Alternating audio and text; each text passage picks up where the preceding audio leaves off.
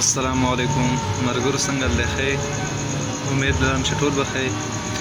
موږ نن د حیات مسافر سره ناست یو او د نن مسله ډېره شاعري اورو. امید لرم چې تاسو د ټولو به خوښ شي.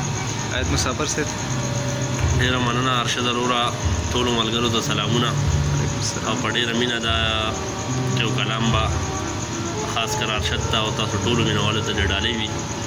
مننه جی. لږ سوچ به ورته پکار وي. وایي نن بیا په سوچ کې پروت یم فلسفه رانه تاویږي.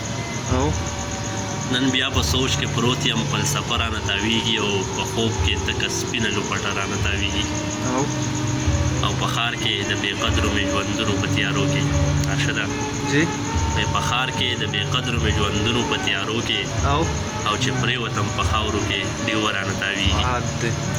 مننه. وایي څوک چې سکون غواړي نو تاویږي د کعبې نه. څوک چې سکون غواړي نو تاویږي د کعبې نه او زه چې بې سکونه شم کعبه رانه تاویږي.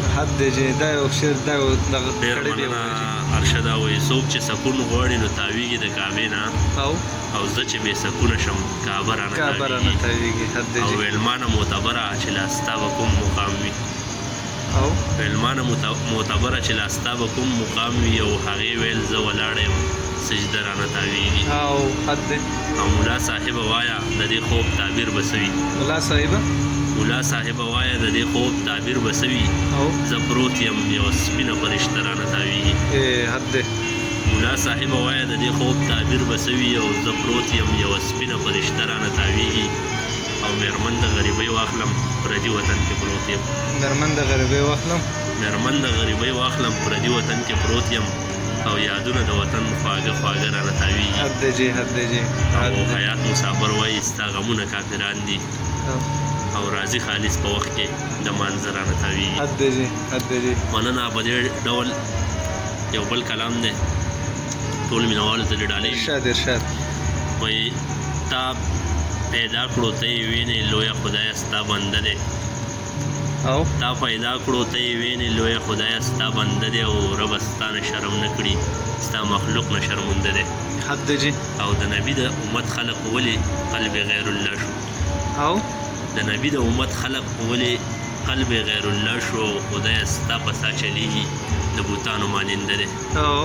او د ډالر د سوري لاندې چې په حق وته راکاږي د ډالر د سوري لاندې چې په حق وته راکاږي په ظاهره که زنده دی په ضمیر باندې مرده دی.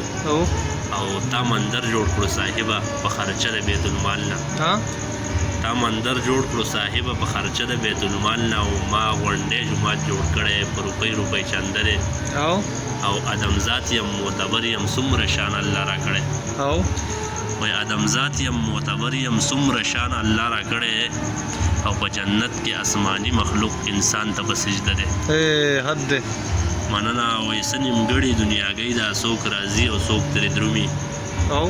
څه نیمګړې دنیاګۍ ده څوک راځي او څوک ترې درومي. په چا تورې خاورې بار شوې او د چا کره واده دی. او د جانان صفت به خود کړم چې د مخه یې رڼا ده.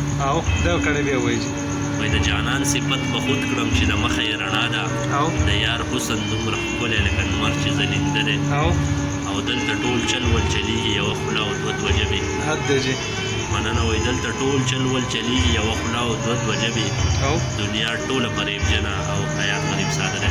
ډېره زیاته مننه ملګرو. امید لرم چې دا کلامونه به ستاسو خوښ شوي وي او الله مو ښه ساته آباد اوسئ ژوندي اوسئ او دعاګانو کې مو یاد ساتئ. والسلام. د الله په امان.